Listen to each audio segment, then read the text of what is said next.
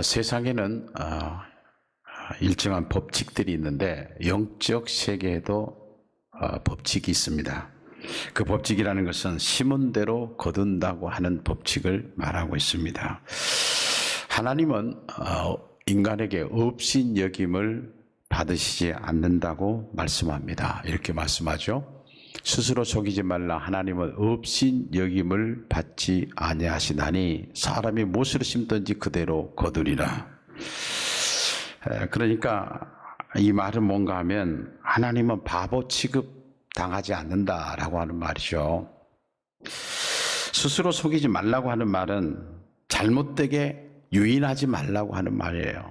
아주 강력하게 말씀하신 부분입니다. 하나님을 잘못되게 유인하지 말라. 그러므로 씨를 뿌리지 않고 열매를 거두려고 하는 것은 자기가 스스로 자기를 속이는 것이다 라고 말씀을 하고 있습니다. 사람이 무엇으로 심든지 그대로 거둔다고 하는 말은 거두려면 반드시 심어야 되는데 심지 않고 거두려고 하는 것은 얼마나 잘못인가 하는 것을 말씀해 주기도 합니다. 그런데 심는 것도 두 가지 유형이 있습니다. 하나는 육체를 위하여 심는 자도 있고 또 하나는 성령을 위하여 심는 자가 있다. 무조건 심는 것이 아니라 두 가지가 이 땅에 살아가면서 나누어지는데 두 가지로 나누어집니다. 이렇게 말합니다. 자기의 육체를 위하여 심는 자는 육체로부터 썩어질 것을 거두고 성령을 위하여 심는 자는 성령으로부터 영생을 거두리라 그랬습니다. 육체를 위하여 심는다는 것은 하나님 없이 살아가는 거예요. 하나님 없이 심는 것을 말합니다. 육체로부터 썩어질 것을 거두면 결국은 인간의 본성을 따라 살기 때문에 결국은 타락한 존재로 무덤에 들어감으로 다 그것은 썩어져 버릴 것이다 라고 하는 말씀입니다. 그러나 성령을 위하여 심는 자는 성령으로부터 영생을 거둔다고 말씀하고 있습니다. 자신의 삶을 성령께 맡겨 사는 사람은 성령의 인도를 따라 살아가는 사람을 말합니다. 내가 원하는 내 육체에 따라서 사는 것이 아니라 성령께서 나에게 뭐라고 말씀하시느냐 라고 거기에 귀를 기울이는 것이죠. 그래서 내가 믿음의 사람이 되면 될수록 하나님께서 나에게 지금 뭐라고 말씀하고 있는가 이렇게 말씀하면 여러분들께서 하나님께서 뭐 저녁에 음성으로 가르쳐 주나 그런 것이 아니죠. 우리가 예수를 믿게 된 것 역시도 하나님이 나타나가지고 예수 믿어라 그런 거 아니잖아요. 그 말씀을 다 받아들여주고 어떻게 살아가야 할 것인가 하는 것을 하나님께 마음으로 우리에게 주시는 거예요. 주시는 거예요. 어떤 사람은 아무리 전도를 해도 받아들이지 않는 사람이 있어요. 근데 성령께서 우리에게 누가 아무 사람도 말한 사람이 없는데 오늘 그 말씀에 따라서 살아가고 싶어하는 마음, 성령을 따라가며 사는 사람을 얘기합니다. 그러면 우리가 중요한 건 지금 살아가면서 내가 육체를 위하여 심고 사는가, 성령을 따라서 심고 사는가, 이게 얼마나 중요한가 하는 것을 우리에게 말씀해 주고 있습니다. 그러나 선을 행하는 사람이 꼭 조심해야 될 것이 있습니다. 성령을 따라 사는 사람도 조심해야 될 것은 이런 것입니다. 우리가 선을 행하되 낙심하지 말지 포기하지 아니하면 때가 이름에 거두리라 그랬습니다. 오늘 여기에 낙심이라는 단어가 나와요. 낙심. 이것은 선을 행하는데 낙심될 때가 있단 말이죠. 그 말은 풀이 죽는다는 뜻이에요. 그리고 구부리다는 뜻이 있습니다. 다시 말하면 사람이 병이 들거나 그러면 그리고 사람이 굉장히 그 고통 가운데 있는 사람은 풀이 죽었다고 그래요. 그래서 누워서 꼼짝하지 못합니다. 낙심하면 모든 것을 포기하고 소망을 잃어버리는 경우가 있죠. 그런데 낙심은 무슨 전염병과 같습니다. 한 사람이 가정에서 낙심을 하고 있으면 온 가정의 공동체가 다 전염병처럼 낙심하게 되죠. 한 사람이 전염되면 공동체를 무기력하게 만든다는 것입니다. 낙심이 얼마나 무서운 것인가라고 하는 것이죠. 분별력도 의욕도 다 상실해버리게 되는 것이죠. 그러므로 낙심은 성도를 파괴하는 무기와 같은 것입니다. 그리고 선을 행하다 낙심하지 말아야 될 이유는 포기하지 아니하면 하나님께서 때가 이름에 거두게 해 주신다고 하는 약속입니다. 그러면 우리가 선을 행하면서 서두르지 말아야 합니다. 선을 행하다가 절대로 서두르지 말고 인내하면서 가야 할 것은, 우리가 씨를 심더라도 때로는 어떤 씨는 1년 만에 열매를 맺는 경우도 있고, 어떤 씨는 3년 만에, 어떤 경우는 20년, 30년이 지나고 나서 제목이 되는 나무도 있다라고 하는 사실입니다. 그래서 이 땅에 뿌렸는데 이 땅에서도 거두지 못하면 하나님의 나라에 가서도 거둔다고 하는 것을 우리에게 말씀해 주고 있는, 우리가 잘 아는 말씀이 이렇게 시편에 말합니다.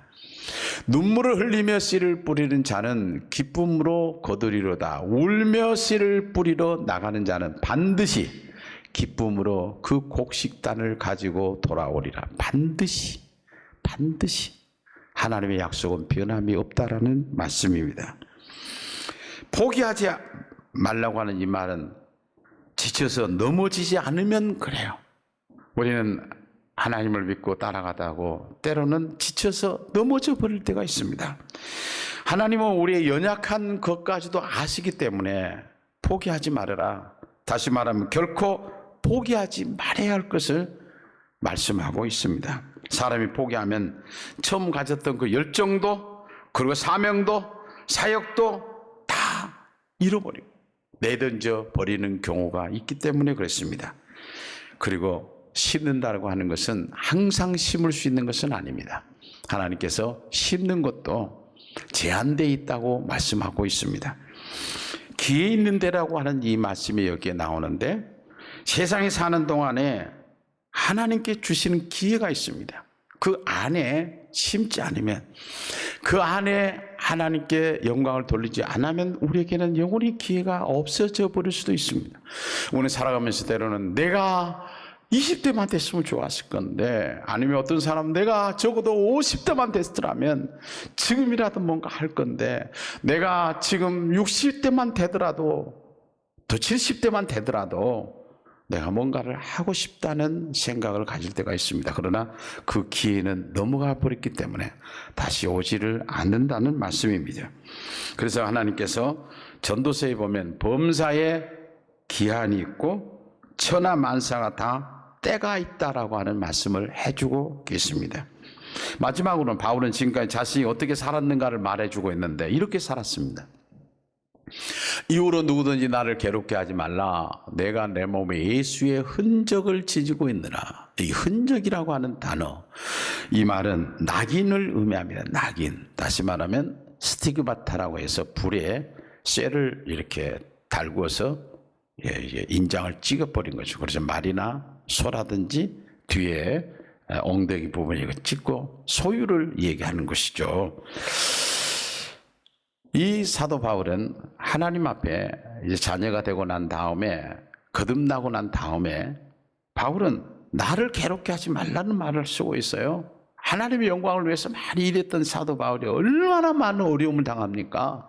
얼마나 많은 고통을 당해요. 그런데 이 나를 괴롭게 하지 말라고 하는 것은 내면의 고통이나 슬픔을 얘기합니다. 바울은 말하고 싶어도 말하지 못한 채 내면의 고통과 슬픔을 가지고 살았던 사람이었습니다. 그러나 바울은 세상의 어떤 것과도 비교할 수 없는 영광의 흔적을 가졌습니다. 그러므로 우리가 이 땅에 살아가면서 우리는 자신을 위해서 좋은 것을 심어야 합니다. 그리고 자신의 가정을 놓고 좋은 걸 심어야 하고, 그리고 하나님의 영광을 위해서 좋은 것을 기회가 있을 때 많이 심어야 합니다.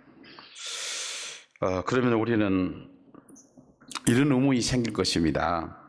나도 지금까지 헌신하고 살았는데 왜 나에게는 그런 어떤 물질적 축복이 없는가라고 생각할 수 있습니다. 그러나 하나님은 기기적으로 누구에게나 똑같이 그렇게 하시지는 않습니다. 오히려 우리에게는 남보다 더 큰, 금보다 더 큰 믿음이 있다고 하면 이것은 물질적인 것보다 더 큰 것일 것입니다. 그러나 하나님의 약속은 심을 때 거둔다고 하는 것을 말씀해 주고 있습니다. 인도의 시성 타고르라고 하는 사람은 어느 날 제자들이 물었다고 합니다. 어떤 사람의 인생의 승리자입니까? 라고 물을 때 5가지를 제자들에게 말씀을 해 주었는데, 그것은 첫째는 오늘 어떻게 지냈는가? 오늘 어떻게 지냈는가? 두 번째는 오늘 어디에 갔었는가? 세 번째는 오늘 어떤 사람을 만났는가? 네 번째로는 오늘 무엇을 하였는가? 그리고 오늘 무엇을 잊어버렸는가? 이 5가지다. 우리는 하루하루 지금 살아가고 있습니다. 우리 그리스도인들에게도 이 말은 적용되는 말씀이라고 생각합니다. 우리가 지금도 살아가면서 어떻게 살고 있는가? 어디에 갔었는가? 그리고 어떤 사람을 만났는가? 무엇을 하고 사는가? 그리고 하나님께서 우리에게 주어진 그걸 잊어버리고 살지는 않는가? 우리가 하나님의 말씀을 통해서 다시 한번 이 말씀을 통해서 우리 자신을 좀 돌아보고서 앞으로 어떻게 좀 살아가면 가장 의미 있는 삶을 살아갈 수 있을까?